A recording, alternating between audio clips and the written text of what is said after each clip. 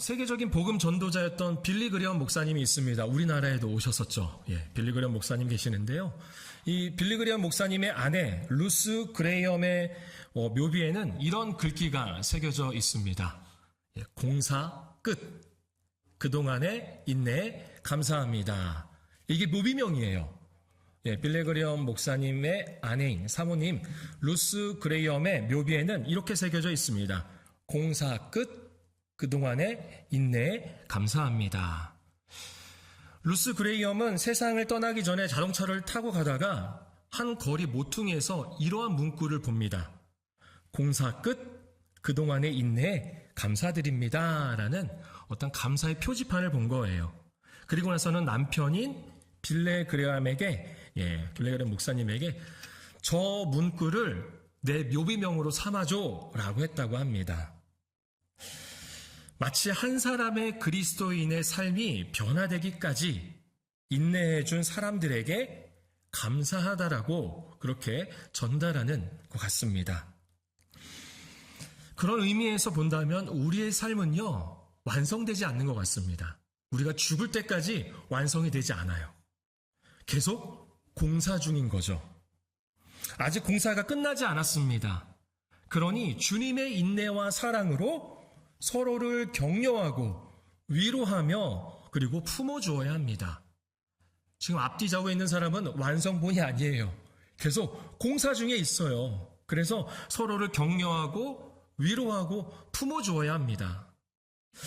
오늘 본문에도 보면은 큰 공사 중인 한 사람이 등장합니다. 바로 사울입니다. 사울. 우리에게는 어떤 이름으로 더 익숙하죠? 바울. 맞습니다. 바울. 바울은 더 좋은 이름이고 사울은 좀 안 좋은 이름이다. 교만한 이름이다. 이런 건 아니고요. 사울은 히브리식 이름이고요. 바울은 로마식, 헬라식 이름입니다. 어쨌든 사울이 있습니다. 예수님께서 다메섹에 있는 그리스도인 중에 예수를 믿는 사람 중에 아나니아라는 사람이 있는데요. 이 사람의 환상 중에 나타나서 그를 부르시면서 이렇게 말씀하시는 거예요. 우리 11절 말씀 함께 읽어보겠습니다. 주께서 이르시되 일어나 집 가라 하는 거리로 가서 유다의 집에서 5 사람이라 그가 기도하는 중이니라. 아나니아의 환상 중에 나타나셔서 말씀하십니다. 아나니아야, 네 주님, 내가 여기 있습니다. 그러자 예수님께서 이렇게 환상 중에 말씀하시는 거예요. 사울이 지금 뭐 하는 중이라고요? 기도하는 중이라는 거예요. 기도하는 중. 그리고 9절의 말씀에 보면은 이미 사울에 대해서 어떠한 상태인지를 설명하고 있습니다. 사울은 지금 빛으로 나타나신 예수님을 만나서 눈이 멀었어요. 눈이 보이질 않아요. 실명된 상태입니다.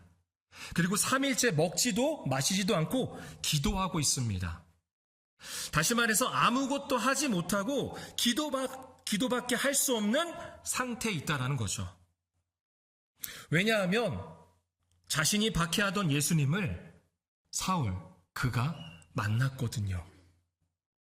사울은 십자가에서 죽은 예수님은 하나님의 저주를 받은 자라고 여겼습니다. 그런데 그런 저주를 받은 자, 그 예수를 메시아, 그리스도, 구원자라고 주장하고 믿는 사람들이 있었다라는 거예요. 바로 그리스도인들이죠. 그래서 하나님에 대한 자신의 열심으로 예루살렘에 있던 그리스도인들을 소탕하기 시작합니다. 정말 열심히 소탕했습니다. 그런데 그것으로는 부족하다고 느꼈습니다. 그래서 더 사명감을 갖고 신성 모독을 한 예수를 그렇게 믿는 자들을 처벌하기 위해서 이제는 다메섹까지 가게 되었습니다. 그런데 그 길에서 부활하신 예수님을 만난 거예요. 여러분, 약 1000년 전에도요, 십자군 전쟁이 있었습니다. 십자군 전쟁. 아마 들어는 보셨을 겁니다. 직접 참여하신 분 없고요. 1000년 전이니까요. 그런데 이 십자군 전쟁을 보면 그 명분이 뭐냐? 하나님을 위해서 한다라는 겁니다. 하나님을 위해서. 그래서 200년 동안 이슬람 교도뿐만이 아니라 같은 기독교인까지 죽음으로 내몰았습니다. 종교적 열심과 맹목적 신념이 결합되면 인간이 얼마나 잔인해질 수 있는가를 보여줍니다. 나중에는 전쟁에서 계속 패배하니까 이런 이런 신념이 생깁니다. 어른들의 죄 때문에 승리하지 못하니 순수한 아이들이 나서야 한다. 어른들의 죄 때문에 승리하지 못하니, 다시 말해서 우리가 지고 있는 것은 어른들의 죄 때문이야. 우리가 이기려면 저 순수한 아이들을 전쟁터로 내보내야 해 란다라는 거죠. 그래서 프랑스와 독일에서 수만 명의 어린 소녀들을 아무 무기 없이 오직 신앙심만으로 전쟁에 임하게 했습니다. 아이들은 굶주림과 추위에 죽어갔고요. 도와주겠다고 접근한 상인들에 의해 북아프리카의 노예시장에 팔려가는 아주 끔찍한 일이 벌어졌습니다. 정말 열심입니다. 정말 헌신적이고 희생적입니다. 하지만 복음적이지는 않습니다. 하나님이 원하시는 방법도 하나님이 원하시는 목적도 아닙니다. 여러분, 우리도 나와 종교성이 다르고 정치색이 다르고 삶의 논리와 생각이 다르다 하여 누군가를 배타적으로 대한다면, 그렇게 적으로 대한다면 예수 그리스도의 십자가를 따르는 그리스도인이 아니라 21세기의 십자군이 되는 것입니다. 그리고 내가 속한 집단, 그룹, 공동체, 그러한 교회만 옳다라고 여기는 겁니다. 그리고 그런 사람들은 정말 열심입니다. 정말 헌신적이고 정말 희생적입니다. 하지만 정작 그 안에는 생명이 없습니다. 오직 정죄만 있어요. 사울이 그러했습니다. 그런데 자신이 그토록 박해하던 그리스도인들이 믿던 예수님을 만난 겁니다. 그분이 하나님이라는 사실에 혼란이 옵니다. 지금까지 나의 노력과 열심, 나의 잘못된 신앙과 믿음, 나의 지식과 경험, 나의 나의 목표가 완전히 무너지는 겁니다. 삶이 송두리째 뽑히는 시간을 보내고 있습니다. 요즘 상영 중인 영화 중에요, 신의 악단이라는 영화가 있습니다.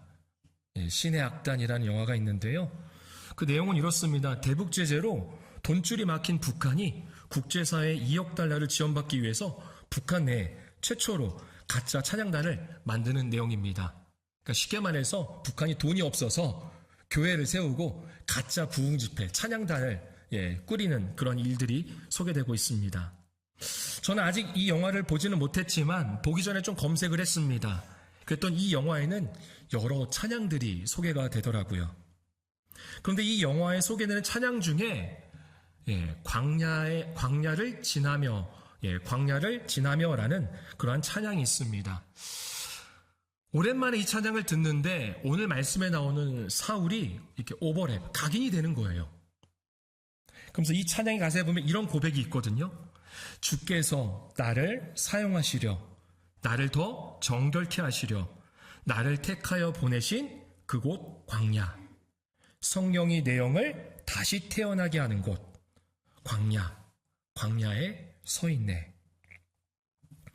사울은 자신의 모든 생애를 되돌아보는 거룩한 시간을 갖고 있습니다. 그동안 그토록 열심으로 하나님을 위한다면서 감당했던 잘못된 사명을 오히려 해롭고 무가치한 배설물로 깨닫는 그런 광야의 시간을 보내고 있습니다. 여러분, 주님께서는 우리에게도 이러한 광야의 시간을 허락하십니다. 나의 노력, 나의 열심, 나의 지식과 경험, 나의 의가 완전히 무너지고 나의 사명을 변화시키기 위해서 그렇게 나를 사용하시려고 정결케 하시는 광야로 보내십니다. 성령으로 거듭나는, 하늘로부터 다시 태어나는 그러한 광야를 우리에게 허락하십니다. 그래서 우리에게 기도밖에 할 수 없게 만들어요. 기도만 할 수 있게 만든다라는 거죠. 그러한 상황으로 이끄십니다. 이때 먼저는 다른 누군가로부터 도움을 얻으려 하기보다, 누군가의 조언, 세상의 지식을 찾으려 하기보다 먼저 기도를 통해서 하나님을 찾고 하나님께 구하는 성도가 되시기를 축복합니다. 이어서 보면 사울이 스스로 사명이 변화된 것이 아님을 알 수 있습니다. 사울이 내가 스스로 깨닫고 복음을 전해야 되겠다라는 게 아니라 우리 주님은 꼭 사람을 통해서 역사하십니다. 다시 말해서 사람을 통해서 일하세요. 하나님이 그냥 직접적으로 개입하셔서 하나님 혼자 다 하신 게 아니라 여러분들을 이렇게 사람들을 통해서 일하신다라는 거죠. 사울에게도 마찬가지였습니다. 사울에게도 아나니아라는 사람을 통해서 일을 하시죠. 주님은 아나니아에게 이렇게 말씀하십니다. 우리 12절 말씀, 12절 함께 읽겠습니다. 그가 아나니아라 하는 사람이 들어와서 자기에게 안수하여 다시 보게 하는 것을 보았느니라 하시거늘. 이미 주님이 기도 중에 있는 사울에게 환상을 보여주셨다라는 거예요. 그러니까 아나니아에게 환상을 통해 말씀하시는데 이렇게 말씀하시는 거죠. 아나니아, 너가 사울에게 가서 안수하는 것을 내가 이미 보여줬어 라는 거예요. 그러니까 쉽게 말해서 빼도 박도 못하는 상황을 만드셨습니다. 주님이 이미 일을 저지르셨어요. 그리고 이제 넌 해야 돼 라는 거예요. 내가 이미 사울에게 보여줬거든. 너 그러니까 해야 돼 라는 거예요. 그러자 아나니아가 가기 싫은 것을 아주 정중하게 이유를 대면서 이야기합니다. 주님, 내가 여러 사람들에게 들었는데요. 사울 이자는요, 주님을 믿는 자들을 다 해쳤습니다. 잡아 가뒀습니다. 체포해 갔습니다. 도움이 되는 사람이 아니에요. 대제사장들에게 우리 믿는 자들을 체포할 권한까지 받은 자입니다. 이 사람 아니에요. 라는 거죠. 맞습니다. 아나니아 입장에서는 싫을 겁니다. 무섭습니다. 그리고 부담스럽습니다. 주님의 부르심이라는 것은 소명이잖아요. 이 소명은 항상 부담되고 내가 가고 싶은 곳, 내가 하고 싶은 일이 아니라 내가 가기 싫은 곳, 내가 하기 싫은 일, 내가 싫어하는 사람에게 향하게 합니다. 아나니아의 말이 일리가 있습니다. 사울은 그런 자였죠. 이때 주님이 말씀하시는 거예요. 우리 15절과 16절 두 절을 함께 읽겠습니다.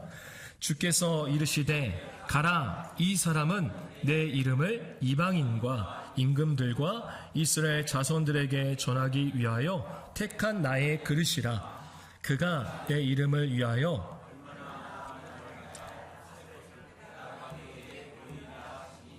아멘.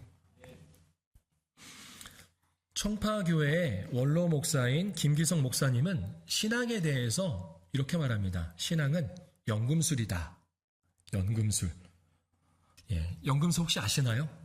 아마 처음 들어보신 분도 있을 거예요. 연금술은 뭐냐면요. 이 세상에 많은 금속물들이 있잖아요. 요것도 금속이고, 또 여러분들 안경을 쓰셨다면 이 안경테도 금속인 경우가 많고, 시계나 휴대폰도 마찬가지죠. 이렇게 보면은 금속이 굉장히 많습니다. 근데 인류의 역사는 이 연금술을 항상 연구해 왔습니다. 그래서 이 금속들을 뭐로 바꾸냐면 가장 가치가 있는 금속으로 바꾸는 거예요. 여러분, 가장 가치가 있는 금속이 뭐가 있을까요? 너무 잘하시네요. 맞습니다. 금이에요, 금. 요새 금값 많이 비싸다고 하던데. 금입니다. 그래서 이러한 금속을 화학적 반응을 일으켜서 금으로 만드는 연구를 끊임없이 해왔습니다. 금으로 만들면 얼마나 좋을까요? 그런데 성공했을까요? 실패했을까요? 성공한 적은 없습니다. 김기성 목사님은 이 신앙에 대해서 연금술이라고 말하는 거예요. 그러니까 보잘것없는 금속을 가치가 있는 금으로 변화시키는 그 과정처럼 말한다는 거죠. 그러다 보니까 고난, 가난, 외로움, 질병 등은 내 인생에서, 내 삶 속에서 없어졌으면 좋겠지만, 다시 말해 보잘것없는, 가치가 없는 것으로 여겨지지만 이러한 것들은 필연적으로 반드시 온다라는 겁니다. 신앙이란 이러한 것들을 밀어내는 것이 아니라, 다시 말해서 믿음이 좋으면 이런 것들이 찾아오지 않는 게 아니라 이러한 것들을 가치가 있는 것으로 변화시킨다라는 거예요. 그러니까 내가 고난을 받아왔기 때문에, 내가 고난을 받아봤기 때문에 고난받고 있는 사람을 위로할 수 있습니다. 나의 가치 없는 것이 가치가 있는 곳으로 변화되는 거죠. 내가 가난을 경험해 봤기 때문에 가난한 자에 대해서 긍휼히 여기고 나의 것을 나눠줄 수가 있는 거예요. 나의 무가치함이 가치 있는 것으로 변화됩니다. 내가 외로워 봤기 때문에 그 누군가의 친구가 되어줄 수 있고, 내가 질병으로 고통스러웠기 때문에 그 질병에 대해서 고통이 함께 공감해 줄 수가 있습니다. 무가치한 것에서 가치가 있는 것으로 변화된다라는 거죠. 이게 바로 신앙이라는 겁니다. 그래서 하나님의 세계에서는 낭비가 없다고 말합니다. 하나님의 세계에서는 낭비가 없다. 사울은 아나니의 판단으로는 위험하고 안 될 사람입니다. 우리말에도 그런 말이 있죠. 사람은 고쳐 쓰는 게 아니다. 네. 어찌 보면 아나니아 입장에선 사울은 낭비입니다. 낭비예요. 무가치예요. 그냥 무가치로 끝날 것 같아요. 그런데 주님이 말씀하시는 거예요. 내 이름을 전하기 위해 내가 택한 나의 그릇이다 라고 주님이 말씀하십니다. 주님의 부르심, 소명은 때로 내 생각과 지혜로는 이해할 수 없고, 내가 가고 싶지 않은, 하기 싫은, 싫어한 곳으로, 싫어하는 사람에게로 향하게 하지만, 그래서 강야와 같이 외롭고 힘들고 아프지만 결국은 가치 있는 변화로 이끌어줍니다. 그게 바로 신앙이자 사명인 것입니다. 사울의 사명이 어떻게 변화되는지 우리 20절 말씀 함께 읽어보겠습니다. 20절입니다. 즉시로 각 회당에서 예수가 하나님의 아들이심을 전파하니, 아나니아의 소명이 사명으로 이어져 사울에게 안수를 하자 그가 보이게 됩니다. 보이게 돼요. 드디어 앞이 보이게 되고요. 또 음식을 먹고 강건하여집니다. 건강을 차리죠. 이후 며칠을 예수님을 믿는 사람들과 함께 지냅니다. 저는 이 시간이 이 사울에게 굉장히 아주 즐겁고 너무나도 새로운 아주 역동적인 시간이었을 것 같아요. 왜냐하면 예수에 대해서 아직 잘 모르잖아요. 근데 예수 믿는 자들과 함께 하면서 얼마나 궁금증이 많겠습니까? 그냥 신앙으로는, 믿음으로는 예수가 그리스도, 예수가 하나님이시구나라는 것을 아는 것 같지만 그 확신이 점점 사람들을 통해서 새겨지는 거예요. 그리고 나서는 이제 어떻게 하느냐? 즉시로 회당에 가서 예수를 증거합니다. 예수가 누구라고요? 하나님의 아들이라고. 예수를 박해하던 자가 예수를 전하는 자가 됐습니다.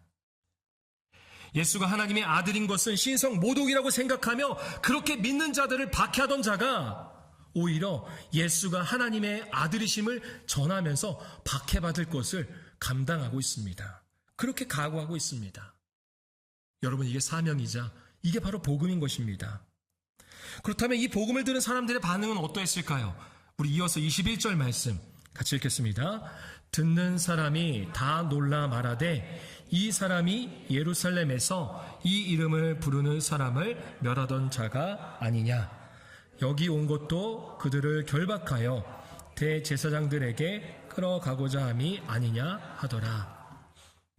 사람들이 다 놀랍니다. 왜냐하면 사울은 예루살렘에서 이미 예수 믿는 자들을 해했고요. 해를 가했던 사람입니다.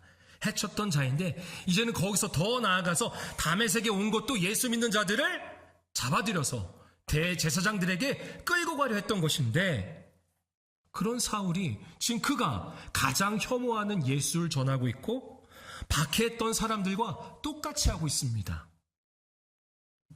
아마 이 사람들이 사울을 말리지 않을까 싶었습니다. 제 생각에는 그럴 것 같아요. 뭐 하는 거야? 미쳤어? 또 제정신이야? 왜 그래? 라고 했을 것 같아요. 우리가 주의 복음을 전하는 삶을 살 때는요, 주님이 주신 사명을 감당할 때는요, 반드시 이러한 장애물들이 등장합니다.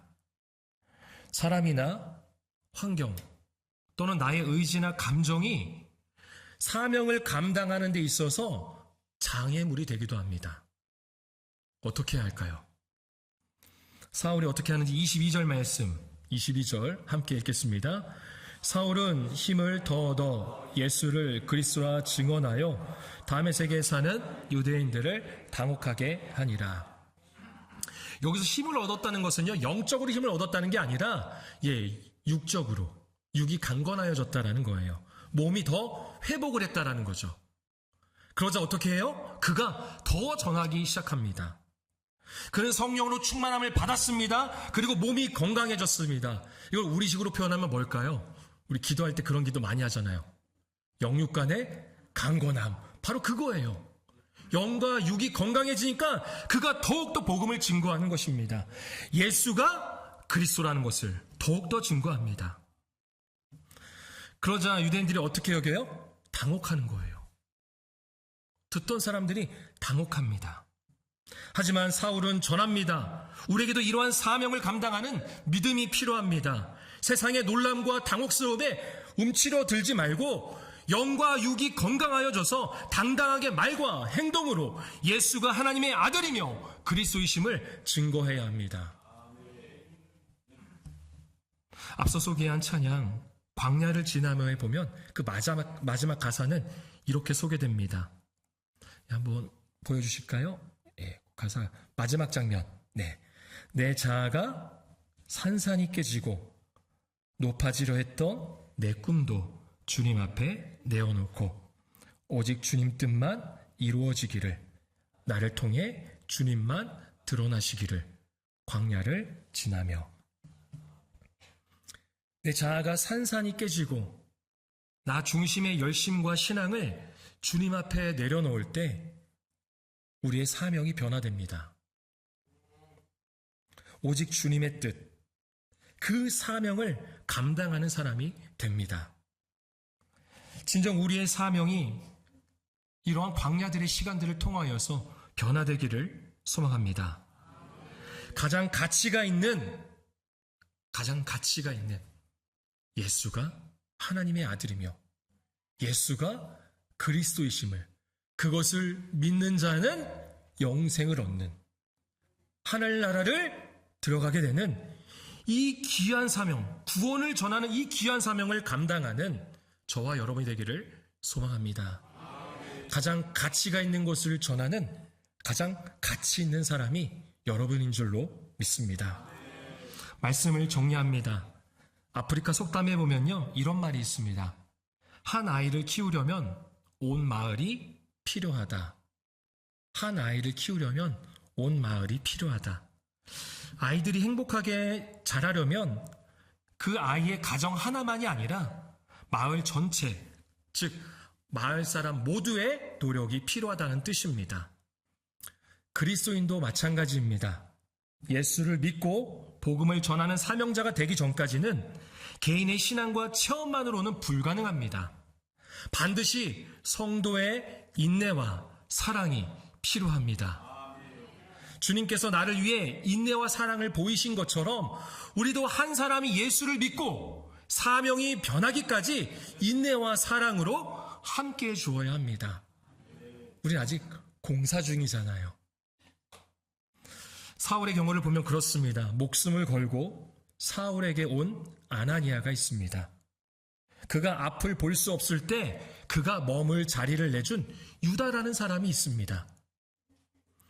이후에 위로하는 자라는 뜻의 바나바가 있습니다. 이 바나바는요, 사울을 따뜻하게 품어주고요, 또 그와 함께 복음을 전하는 사역을 감당했습니다. 그리고 이전에는 사울 앞에서 돌에 맞아 죽어갔던, 그렇게 순교했던 스데반 집사님도 있습니다. 이 모든 것이 결국 그가 예수를 믿고 사명자가 되는데 큰 밑거름이 되었던 것입니다. 여러분, 지금 우리가 이 자리에 있는 것은 단순한 나의 의지와 노력 또는 나의 열심이 아닙니다. 주님이 부르셔서 사명을 감당한 누군가의 봉사와 헌신, 희생과 순교가 있었기 때문에 지금 우리가 이 자리에 있는 것입니다. 우리 주님께서 이전에 사울과 같이 내 생각과 경험만으로 살아온, 또는 종교적 열심이나 내 만족을 위해 존재했던 나를 주님이 만나주십니다. 주님과의 만남은 그리 유쾌한 시간만은 아닙니다. 내 자아가 산산이 깨지는 고통이 있습니다. 내가 지금껏 정답이라고 여겼던, 옳다고 생각했던 것들을 내려놓는 시간입니다. 그런데 그 광야를 지날 무렵 나 혼자가 아닌 함께 할 수 있는 사람들을 허락하십니다. 그렇게 사명을 완전히 변화시켜 주시는 겁니다. 2026년 올 한 해 주님은 우리를 공사하실 겁니다. 내가 원했던 사명을 주님이 원하시는 사명으로 변화시킬 겁니다. 사명이 변화된 우리로 하여금 예수가 하나님의 아들이며 예수가 그리스도임을 전하게 하실 겁니다. 그렇게 한 생명, 한 영혼이 주님께로 돌아와 구원받는 그 귀한 역사가, 그 귀한 가치가 바로 저와 여러분, 가치 있게 여겨지는 저와 여러분을 통해 이루어질 줄 믿습니다.